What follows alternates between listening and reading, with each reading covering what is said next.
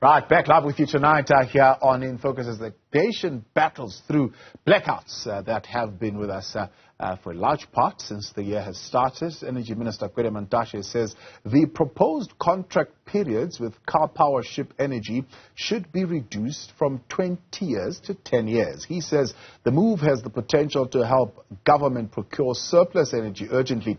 The minister also reiterated the need for requisite skills and resources to maintain the aging Eskom coal fleet and importing excess power from neighbouring countries. For more on this long-running topic, and we are now joined by Unathi Sonti, chairperson of the Eastern Cape Maritime Business Chamber and the strategic lead at Green Connection, McDaid. Good to have you both, and thank you very much for your time. So as far as I can recall, I think the awarding, or at least the application process by Karpowership dates back to 2021, so it was like 2 years ago, and this has been embroiled in a number of court challenges, including one of the competing bidders who lost this particular case in court, but they're still not online, and it doesn't seem like it's a possibility that they'll be coming in, because Alta is now also still challenging the NERSA decision. We'll come to that in just a moment. But as a way of starting, Liz, let's begin with you. Do you think South Africa should pursue this particular option of power being procured from floating power ships as a way of, one, getting faster energy, because we need it, but cheaper energy, and in a manner that is environmentally safe? So I don't think, in my view, that Karpower fits any of those three criteria you raised, because it's been going and attempting to get permission since 2021. It's been dogged by controversy in terms of failing to get its environmental authorization. It's not offering any jobs, and we will be buying power from a foreign company. And so it's not going to be cheaper, because it's linked to the gas price internationally, the dollar-rand exchange, and much of the information that would enable us to understand whether making it 10 years instead of 20 years would be of any use is hidden from us. And hence, the Green Connection has also gone to court to challenge the NERSA decision. And so it's going to be dogged by more delays as it attempts to get its approvals. And yet what we could be doing is merely shifting to renewable energy, which would generate a lot more localized jobs. I mean, why on earth are we buying and investing, in a sense, in a foreign ship? And remember, of course, that we've already had an 18% increase via Eskom now, and with these Karpowerships for 20 years, even if it goes down to 10 years, how much more will the electricity price rise? Because whatever they charge Eskom will pass on to us. All right. Unathi, let's bring you in. Should South Africa pursue the option of procuring power from floating power ships, especially one, as Liz is raising, bulk of this emergency power contract is going to be sitting with one company, which is a foreign company, but two, the fact that there is secrecy around the awarding of this generation license, and then three, the financial implications as raised? Thank you, Maise. Firstly, we are talking about Karpowership South Africa. That is a 49% owned by South African company and 51% owned by its Turkish partners. So we are not talking about a foreign company, we are talking about Karpowership South Africa. So that's one. Two, at this stage and right now, what's the key issue at hand? Are we going to allow our economy to continue to fail, or do we want a solution that is readily available, and of which the contract itself, it's a contract that was administered by an office that has administered a number of contracts before, the IPP office. So I don't know about the secrecy and everything else, because all the information with regards to these tenders, and you must remember Karpowership was not the only one. They were a preferred bidder out of 28 companies that had put in their proposals. And if you look at the stats, they will tell you, I think they were, third and number 6 in terms of pricing. So, yeah.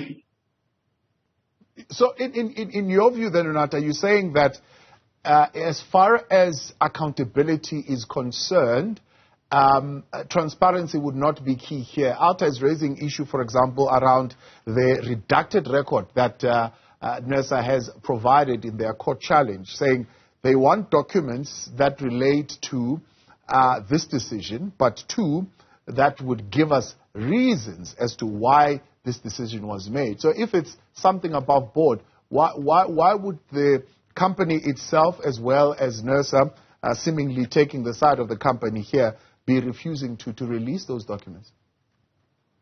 Well, myself and to my colleague from Green Connection, one, I am not a spokesperson for both NERSA and Karpowership South Africa.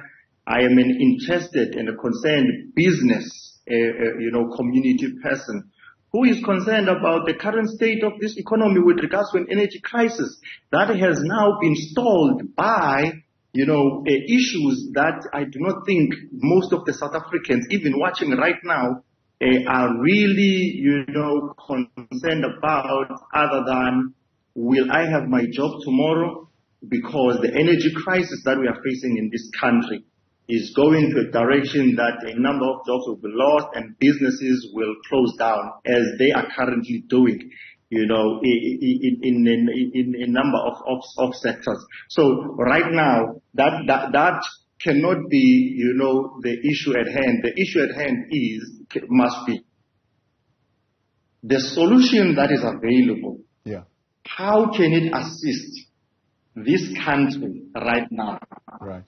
From a $24 billion that the World Bank economists have said this country has lost in 2022, with all the 200 days of blackouts that we have been currently facing in this country. Yeah. A bit of challenge with that line there, Unathi. I hope it will hold and give us a little bit more clarity, but we kind of get a sense there of what you're saying.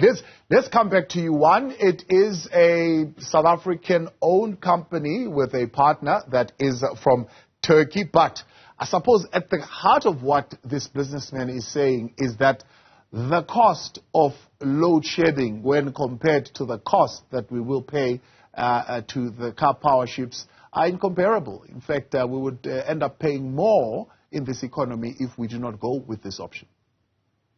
Well, I think you have to say, are we being forced to go with a Karpowership when there are other options available? And I mean, maybe we have to think back to other large power plants deals we went into that we are probably now regretting, like the Medupi Kusiles, which are breaking down. So for me, for business people like Unathi, I would be saying, why are we not getting the government to incentivize rooftop solar? Rooftop solar and storage, it's localized, it's on the roof, it's instant power, and you don't have to go through all of these potentially damaging processes for things like car power. So when you have a car power, what has been calculated that there would be 15,000 job months created, but potentially you're going to lose 170,000 job months. So if you're looking about the impact on the economy, you surely have to say, what is the best option that we can use to bring power onto the grid quickly, but also fulfills the obligations under the Constitution? And those obligations include ensuring that it's transparent, one has a voice, and that it should be both from a financial, economic, social, and environmental should be the best fit. And what we are seeing is that there's a lot of information that isn't available for us to judge for ourselves. And whatever that price is, that was specially set up for a 20-year contract, if we're going to reduce it to 10 years and Karpower still wants to get their money, then obviously the price is going to go up. And again, as I said, that will be passed on to Eskom, and Eskom will then pass it on to us. Yeah. So I think it's very dangerous to find ourselves in the situation where we just take whatever is offered when there are cheaper alternatives. So, thanks, Thabo. Minister of Mineral Resources, Gwede Mantashe, not directing it to you particularly, Liz, but directing it to people who are opposed to this idea of Karpowerships, to say these are people who would like to see the current status of load shedding prolonged, because this works in their favor, because it tarnishes the image of the African National Congress. So you would like this status quo to remain. This is why you are so opposed to this option that would be able to bring electricity faster into the country. Because if we look at IPPs, most of them would probably be coming online in 24 months if we are actually talking about it that way.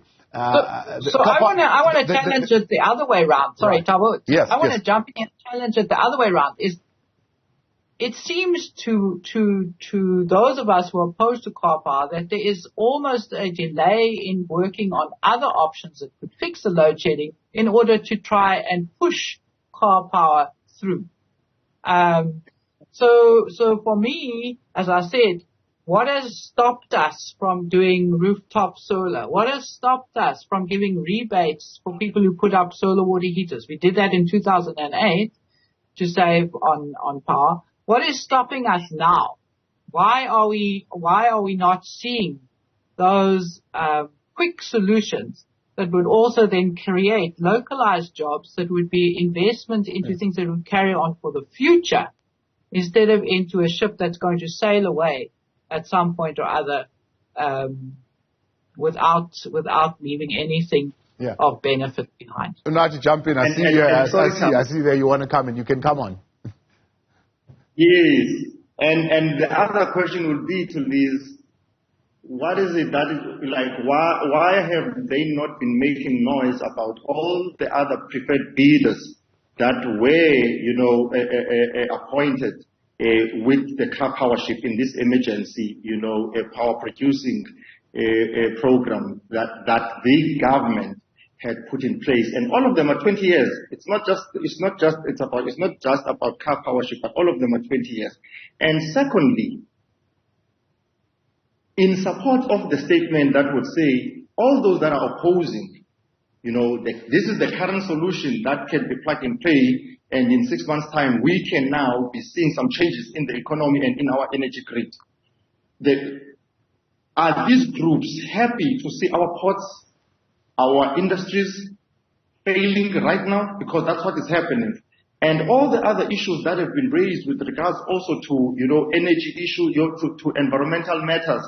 And my biggest question would be, and I'm glad that when I participated in all the stakeholder engagements for the EIA for Karpowership projects, there were some green connection people there that they got the right answers that they needed. So now the issues of transparency and everything else, you get to, to wonder, where is this thing coming from? Because all these issues, the questions that you had about the noise and everything else were responded to in the EIA public participation processes.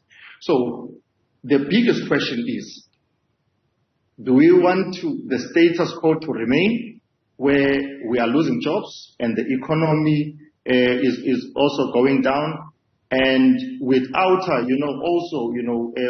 opposing and disputing when ERSA says, I think, the proposed rate is around, full rent 8 cents, and, and they keep on saying it's 5 rands, per kilowatts that Karpowership will be offering in this regard.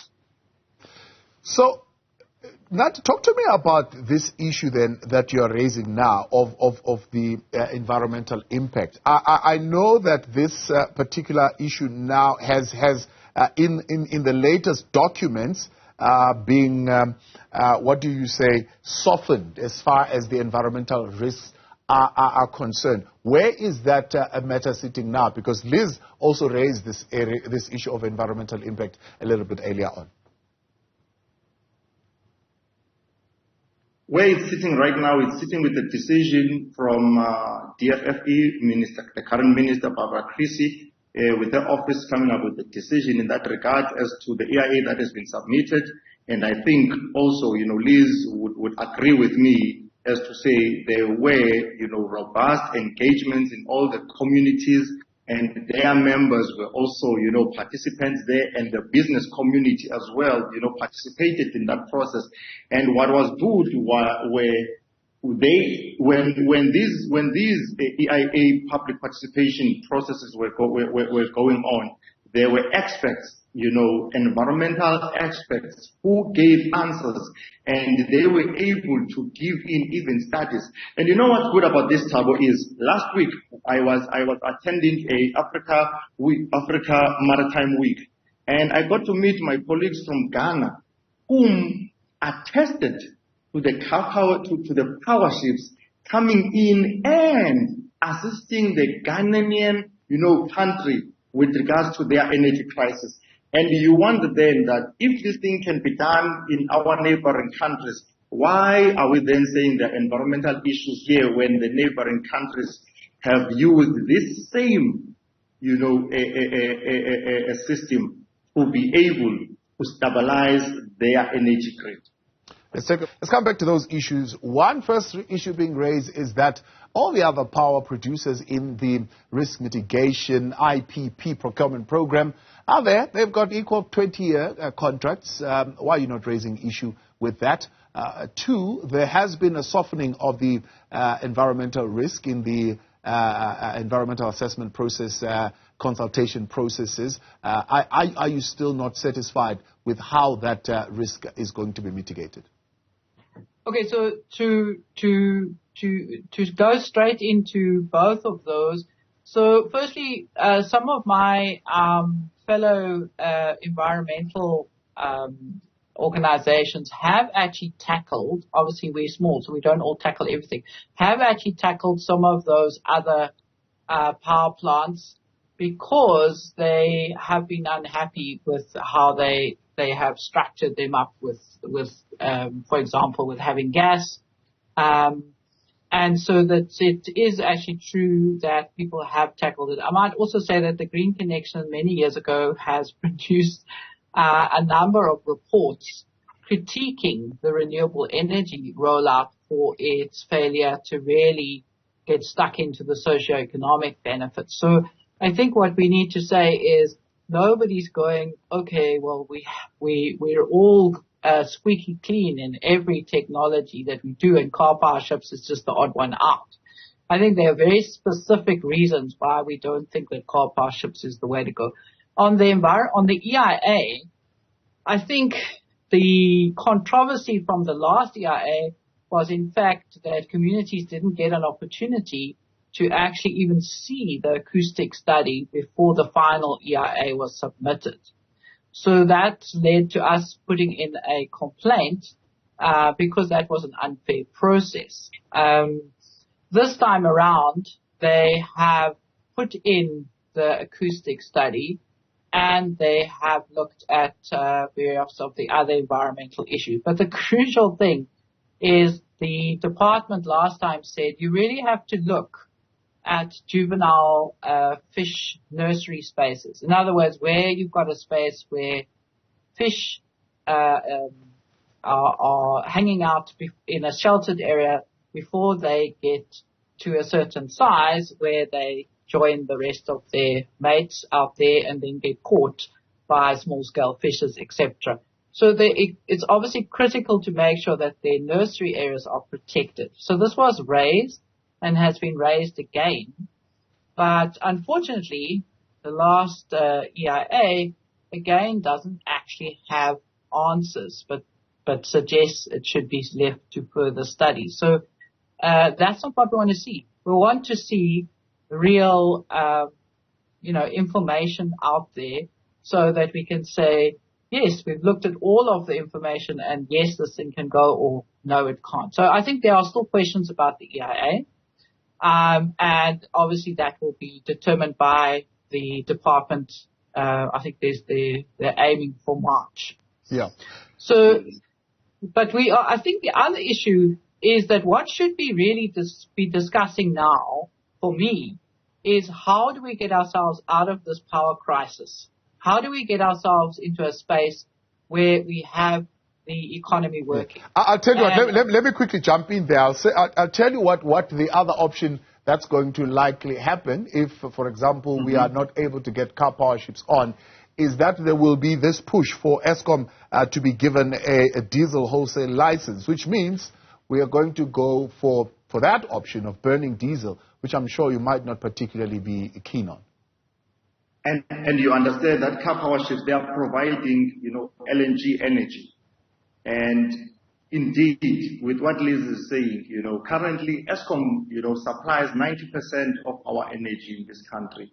And with all its financial crises, with all its, maintenance issues, is that what we want to see right now? Or right now we would want to stabilize the grid and begin in a, safer environment, be able now to come up, all of us, the business community, the environmental groups, we sit together and we begin to chant a direction that will give government, a solution that will be sustainable in this country. And at the present moment, we can only be able to do that when we have stable, energy. And Karpowership is ready right now to provide 1.2 gigawatts, of energy that could really help us all at this current state.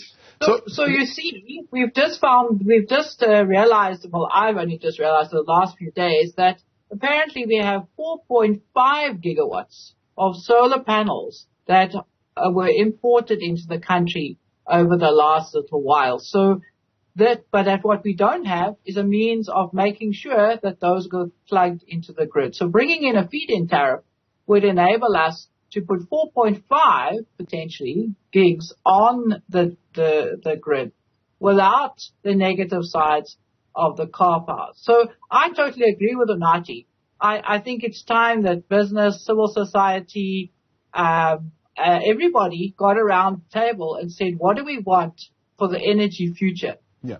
Eskom getting a diesel license is probably an equally short-term solution to car power.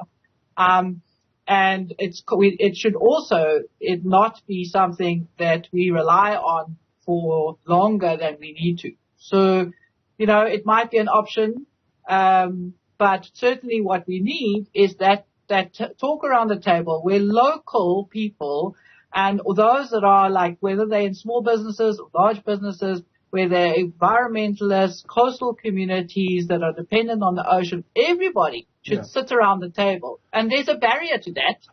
Money is the barrier to that, the cost. I mean, how many people will be able to afford to have those systems set up in their homes? Never mind the fact that there are some areas, I believe, that would actually not qualify at all because they don't get enough sun to be able to be a productive exercise. Yeah, but sure, you're not trying to. What you're trying to do is encourage those that can to put it on the roof and feed back, so that those that can't get power. That stabilizes your grid. And that's what we are seeing here, but whereas Karpowership is going to be a long struggle into the future because of all the questions we've had and all the problems we have, it's not going to happen tomorrow. You can't just overrule the constitutional rights of people and the environmental obligations to bring in something that we don't believe is going to be the solution. It's going to be really expensive, and in 5 years' time, everyone's going to say, why did we do this?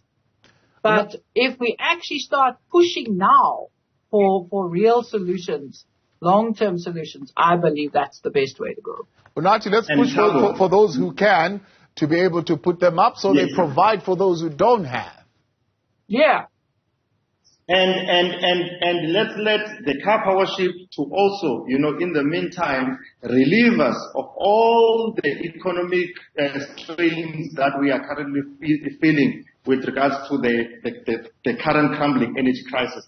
But one other thing that I want to highlight, being in the maritime industry as well, when we talk about all this Karpowership and the environmental issues, every shipping organization, everyone who operates a ship in the ocean, all those, they go by certain rules, regulations, laws, and standards.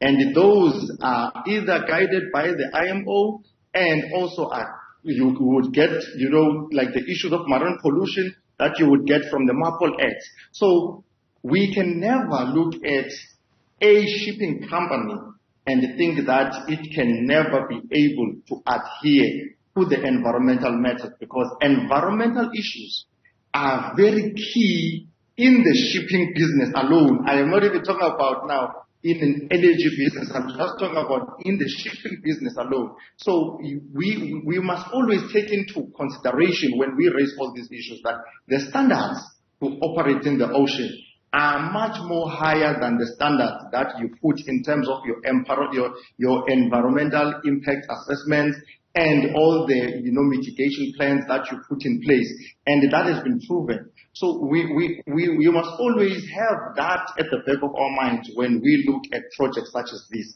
But in a nutshell, right now, this solution and with other solutions is what will really, enable the economy of this country to move forward between now and up until when we now can say our energy is stable.